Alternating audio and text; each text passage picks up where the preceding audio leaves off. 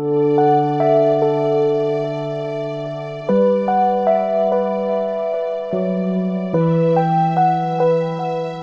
sahabat Santo Paulus, selamat bertemu kembali di channel Santo Paulus ini. Kali ini kita akan berbicara atau akan membahas tema yang lagi update nih, yaitu persyaratan agar seseorang digelari santo atau santa dalam gereja Katolik.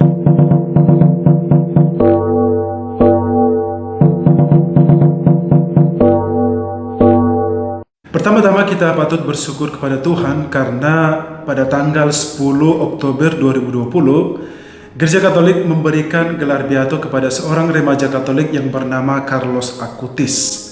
Dia meninggal pada tahun 2006 lalu. Dikatakan sampai sekarang ini bahwa ternyata jenazahnya masih utuh, belum hancur hingga hari ini. Jadi pada tepat 14 tahun kematiannya. Sejarah hidupnya mengatakan bahwa Carlos Acutis adalah seorang gamer dan programmer komputer yang menyukai sepak bola dan ekaristi. Ia lahir pada tanggal 3 Mei 1991 di London, tetapi setelah beberapa tahun kemudian orang tuanya pindah ke Milan. Jadi dia menghabiskan sisa hidupnya itu di Milan. Saat remaja, Carlo didiagnosa menderita leukemia. Pada suatu kesempatan, dia mengatakan bahwa aku mempersembahkan semua penderitaan yang harus aku derita untuk Tuhan, untuk Paus, dan untuk gereja. Dia meninggal pada tanggal 12 Oktober 2006 dan dia dimakamkan di Assisi atas permintaannya karena dia sangat mencintai Santo Fransiskus dari Assisi. Prosesnya mendapat gelar suci dimulai prosesnya pada tahun 2013. Dia ditetapkan sebagai yang mulia pada tahun 2018 dan ditetapkan sebagai diberkati atau beato pada tanggal 10 Oktober 2020 sehingga Carlos Acutis ini adalah beato milenial. Kita harus mensyukuri itu.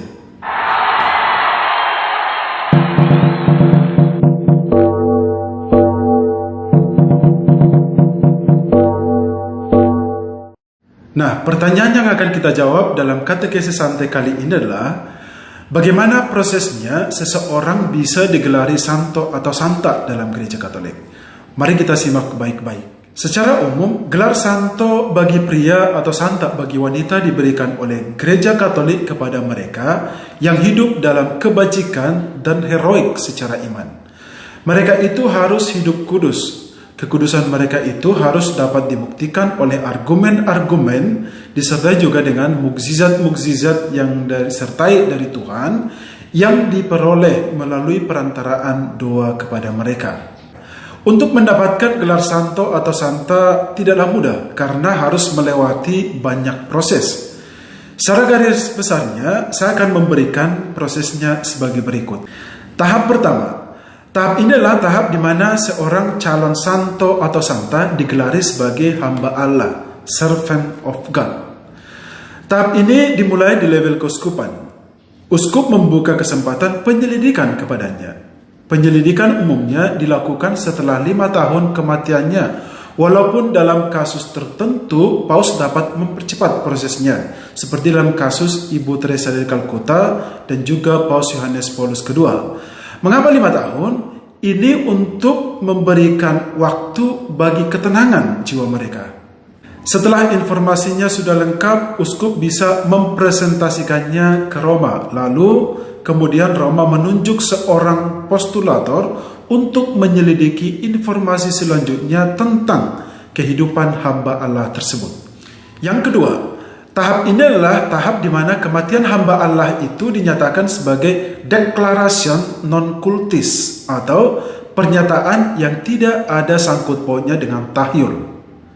Pada tahap ini dapat diizinkan untuk memeriksa jenazahnya. Lalu Roma akan memberikan pernyataan bahwa tidak ada tahyul atau pemujaan yang ditujukan kepada hamba Allah itu. Tahap ketiga. Pada tahap ini adalah tahap di mana calon santo atau santa ini disebut sebagai yang terhormat atau heroik dalam kebajikan. Pada tahap ini Bapak Paus mengumumkan teladan kebajikan darinya. Ini berhubungan dengan kebajikan dalam iman, pengharapan dan kasih, atau kebajikan pokok lainnya yaitu kebijaksanaan, keadilan, keberanian, dan pengendalian diri hingga sampai pada titik yang heroik secara iman. Pada tahap ini dapat dicetak buku doa yang dibagikan kepada umat sehingga umat dapat mendoakan atau memohon doa dengan perantaraan calon santo atau santa tersebut untuk mendapatkan mukjizat. Tahap keempat. Tahap ini adalah tahap pemberian gelar beato pada laki-laki atau beata pada perempuan kepada hamba Allah itu. Tahap ini disebut sebagai beatifikasi, di mana gereja menyatakan bahwa hamba Allah ini sudah berada di surga. Pada tahap ini, Roma akan menentukan apakah dia seorang martir atau non-martir.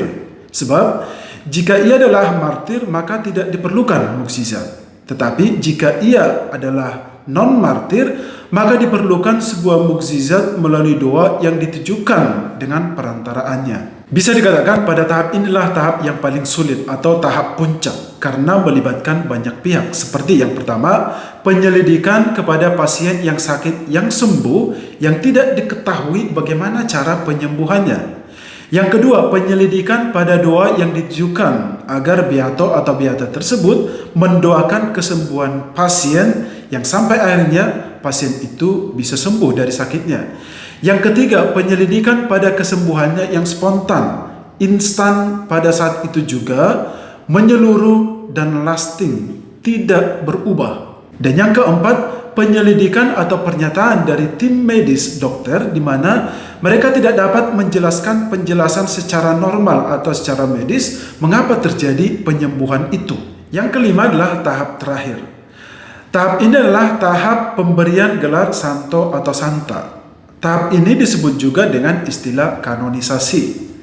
Kanonisasi ini adalah pernyataan dari gereja yang menyatakan bahwa santo atau santa tersebut telah berada di surga dan sudah tinggal bersama dengan Allah.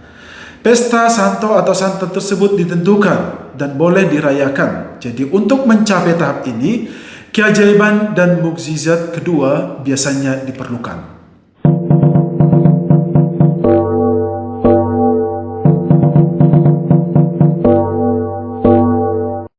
Ada satu hal yang patut kita ketahui bahwa ternyata ada sedikit perbedaan antara pemberian gelar santo atau santa dengan gelar martir. Sebab tidak semua santo atau santa adalah martir. Demikian juga tidak semua martir adalah santo atau santa. Tetapi kebanyakan juga para martir adalah santo atau santa. Perbedaan kecilnya begini. Para martir adalah orang-orang yang semasa hidupnya meneladani Kristus sampai titik yang heroik, yang menyerahkan hidupnya demi iman mereka kepada Kristus sampai mati. Sementara santo santa tidak selalu begitu. Proses penggelaran martir hampir sama sebenarnya dengan proses penggelaran santo atau santa. Bedanya, untuk martir tidak diperlukan mukjizat seperti yang dibutuhkan atau dituntut untuk mendapat gelar beato atau beata atau santa atau santo. Umumnya ada dua hal utama yang diselidiki agar seseorang itu layak disebut martir. Pertama, soal kesucian hidup. Harus terbukti apakah orang ini sungguh suci dan apakah kesuciannya itu termasuk. Itu dalam KHK 1917 nomor 2502. Kedua, sekitar peristiwa kematian mereka. Para martir umumnya mengalami situasi yang disebut dengan kebencian terhadap iman dari pembunuhnya. Mereka ditantang untuk mempertahankan imannya atau tidak. Jadi, mereka dibunuh karena mempertahankan imannya. Gereja memahami kemartiran sebagai kehendak bebas atau penerimaan bebas atau kerelaan untuk mati demi iman atau keutamaan ilahi lainnya. Sikap ini sangat penting, jadi syaratnya bukan sekedar mati dibunuh karena menjadi seorang Kristen, bukan.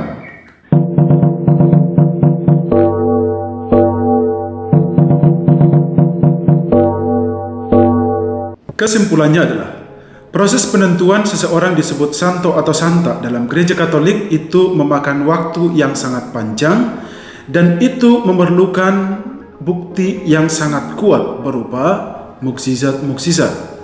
Bukan hanya uskup dan paus yang menentukan seseorang disebut santo atau santa, tetapi keterlibatan umat beriman juga sangat dibutuhkan dalam hal itu.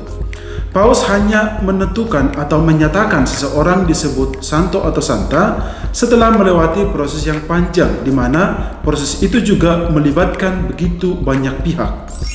Lalu apa yang bisa kita renungkan dari katekese kita kali ini? Saya mau mengatakan bahwa ternyata setiap dari kita dipanggil untuk menjadi kudus, entah apapun status kita. Allah sendiri mengatakan, hendaklah kamu kudus sebab aku Tuhan Allahmu adalah kudus. Itu ada dalam Imamat 19 ayat 2. Itu berarti kita semua dipanggil untuk menjadi kudus karena kita secitra dengan Allah. Oleh karena itu, marilah kita berusaha mengejar kekudusan itu lewat jalan pertobatan dari hari ke hari. Selamat berjuang. Jesus, no me